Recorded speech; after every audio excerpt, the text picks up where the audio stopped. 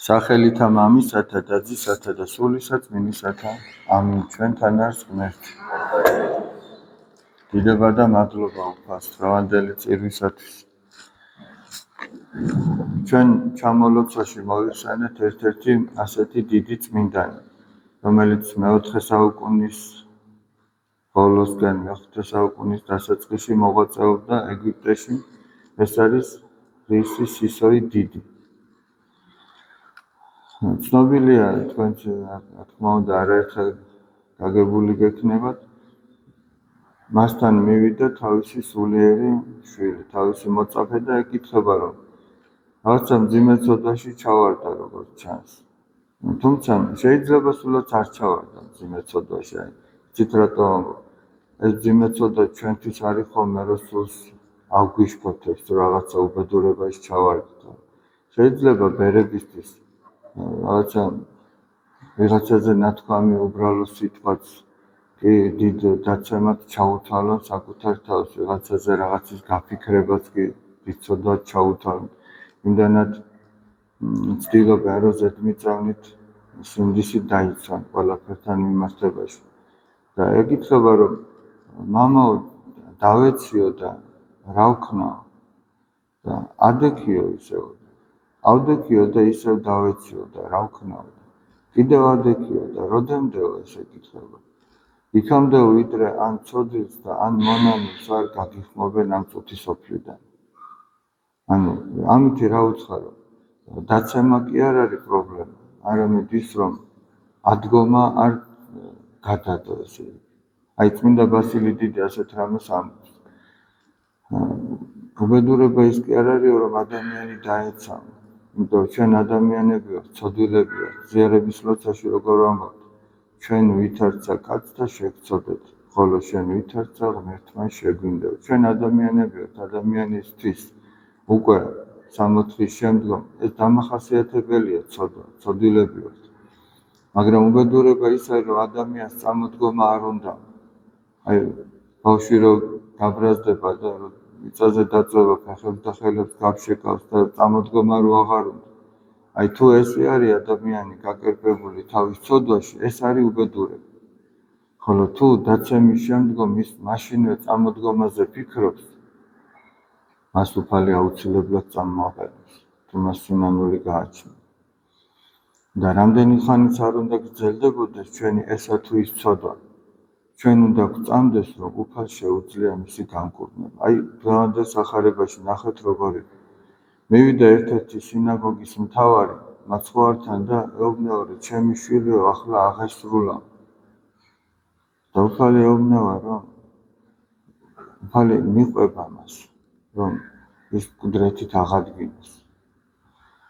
და ამ დროს ერთ-ერთი ქალბატონი, რომელიც სისხლის დინებით იტანჯება 12 წელიწადი, მოდის მაცხოვართან იმრწმენით, რომ თუ მას ხელს შეახებს, მის სამოსის კიდესაც კი თუ ხელს შეახებს, ის განიკურნება.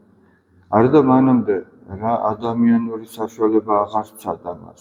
არაერთ მკურნალთან ყოფილა, როგორც სახარება ამბობს, და მთელი თავისი დანაზოგი თუ რაც ჰქონდა, ყველაფერი ამას შეახარჯა, მაგრამ არაფერი არ ეშვა. და ბოლოს იმრწმენით, რომ თუ შეეხება მაინც, აუცილებლად განიკურნება, მოდის მაცხოვართან. და მაცხოვარს ეხება და მართლაც განიკურნება ის. და უფალი ამბობს, რომ ვინ შემეხო, მოციქულები ეუბნებიან, უფალო, ყველანი გეხებიან და როგორ ამბობ, რომ ვინ შემეხო? არა, ვიღაც შემეხო, მე ვიგძენიო, რომ ძალა გავიდა ჩემგან. ანუ ის ძალა, რომელმაც ის ქალბატონი განკურნა. და ხო შეიძლება და ამ ქალბატონს იმედი გადაწუროდა, რომ ესე იგი ამდენი წელია ვერ განიკურნა და ეხლა თუ შეიძლება რომ განიკურნა. შეიძლება ჩვენ ესა თუ ის ცოდვა სხვა ცოდვებთან შედარებით უფრო მეტად შემოგვეჩვია. შეიძლება ჩვენც დაუდევარი ვიყავით ამ ცოდვის მიმართ, როდესაც მცირე იყო, არ მივახციეთ ყურადღება, მერე ცოტა მოძლიერდა და გაიდგა ფესვები და ეხლა უკვე ჩვენთვის თითქოს ბუნებრივი გახდა, ჩვენი ბუნების ნაწილი გახდა.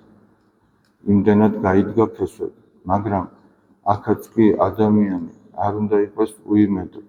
შეიძლება გარკვეული პერიოდი ეს ღვთისგანგებულებითაც იყოს, რომ გტოვებდეს უფალი ამა თუ იმ ცოდვაში. იმიტომ კი არა, რომ ესა თუ ის ცოდვა არის კარგი. იმიტომ რომ შეიძლება ადამიანი უცბად რომ განიკურნოს, უფრო დიდ ცოდვაში, სიამაყის, ამპარტანების ცოდვაში ჩავარდეს. თუმცა ჩვენ უნდა ვეცადოთ, რომ ესე იგი ის ცოდვა მოვიშოროთ პირველ რიგში, რომელიც ყველაზე მეტად ჩვენი დამახასიათებელი. აი, არის რაღაცა ცოდვები, რაც ადამიანს უამრავი ცოდვა აქვს, მაგრამ ჩვენ ვათხოვთ ყოველთვის ჩვენს თავში, რომ რა არის ის ცოდვა, რომელიც ხშირად გვამარცხებს, რომელთაც ხშირად ვეცემთ. და სულიერი კანონი ასეთია, მამათა მიერ გადმოცემული, რომ იმას უნდა ებრძოლო, რომელიც პირველ რიგში გამარცხებს. აი, აქ თანმიმდევრობა ასე არ არის, არანაირი ესეთი კლასიფიკაცია არ არსებობს, რომ ჯერ ამას ებრძოლე, მერე იმას. არამედ ყველასთვის ეს არის ინდივიდუალური. ყველანი ჩვენ სხვა განსხვავებულები ვართ, ყველა სხვადასხვანაირი სულიერი ბრძოლა, კეშმაკი ყველა სხვადასხვა კუთხით ცდილობს დასცეს, საიდანაც სისუსტეს პოულობს და ჩვენ რადგან სხვადასხვაგვარი გვაქვს ეს სისუსტეები, ჩვენი ბრძოლაც აი იმ თანმიმდევრობით უნდა იყოს, რომ იმას ებრძოლო, რომელიც ყველაზე მეტად გიტევს და გამარცხებს. აი მაგალითად, ოთახში თუ დავშათ აი სიცივეა და რომელიღაცა სარკმელი გაბზარულია. მაგრამ უცბად ერთი სარკმელი ჩატყდა სხვა. ახლა იმ გაბზარულს ხო არ შეაკეთებ, რომელიც ჩატეხილია, იმას ჭირდება ჯერ შეკეთება. ჯერ ეს არის აზროვნა. მერე კი ბატონო იმასაც. მაგრამ ჯერ მთავარი ისე.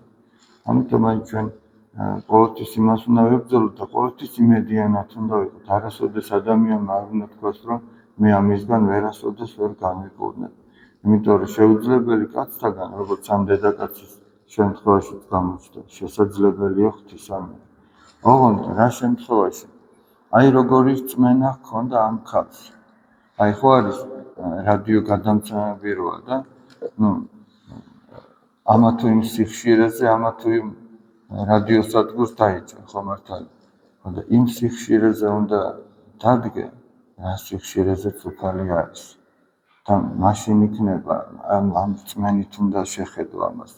აი მაგალითად წმინდა პაისე ათონელი ასეთ რამეს ამბობს, რომ უფალიო ამ სიხშირეზე მუშაობს სიყვარული და სიმდაბლე. აი ესე თუ მიმართა უფალს ლოცვით და ამ რწმენით მიმართა, რომ შენ განიკურნები, მაშინ განიკურნები. უფალი ამბობს ახარებაში, რომ თუ მცირეოდენი რწმენა გექნება და მთასეთლით, რომ გადაადგილდიო, ის გადაადგილდება. თავარია, რომ ადამიანმა ამ რწმენით შეხედოს თავის თითოეულ ცოდვას, რომ თუ უფალი ინებებს და მას თუ ვიშრომებ, იცი არა, რომ მე არაფერი არ გავაკეთე, მაშინ მე განვიკურნებ. და უფალი როგორ ამბობს, რომ ნათესავი ესე არარაით განვას, გარნა ლოცვითა და მარხვითა. ჩვენი მხრიდან ჩვენი ღვაწლი ეს უნდა იყოს, რომ ილოცოს ადამიანმა, ლოცვა არ შეწყვიტოს, არც საზოგადო ლოცვა ტაძარში წირვა იქნება თუ პარაკლისი თუ სხვა და არც თავისი პირადი კანონი. ეს არის ის, რითიც ჩვენ უდასტურებთ უფალს, რომ უფალო მეც მსურს რომ განვიკურნო. მარტო შენი იმედი კი არა მაქვს, შენი იმედი მაქვს, მაგრამ მე ჩემს სურვილს განკურნების აი ამითი გამოვხატე, რომ მე არ შევწყვეტ არც ლოცვას, არც მარხვას, არც წმინდა წერილის კითხვას, არც აღსარებას, არც ზიარებას. ეს ჩემი მხრიდან არის გადადგმული ნაბიჯი, ჩემი ნების გამოხატულებაა ეს. და მაცხონებელი ადამიანისთვის არის სინერგია, როგორც საღვთისმეტყველო ტერმინი არის, ანუ თანხვედრა ადამიანური და ღვთაებრივი ნების. და უფალს ყოველთვის უნდა ჩვენი გადარჩენა, მაგრამ ჩვენც თუ გვინდა ჩვენი გადარჩენა, ქმედითა თოვანი, ესე კი არა მხოლოდ სულელის დონეზე. მაშინ სრულდება ეს სინერგია, ღვთაებრივი და ადამიანის ნების თანხვედრა და ეს არის ადამიანისთვის მაცხონებელი. უფალმა დალოცვილი და გახარებულები გავყოფით. მშვიდობიანი დღე გქონდეთ.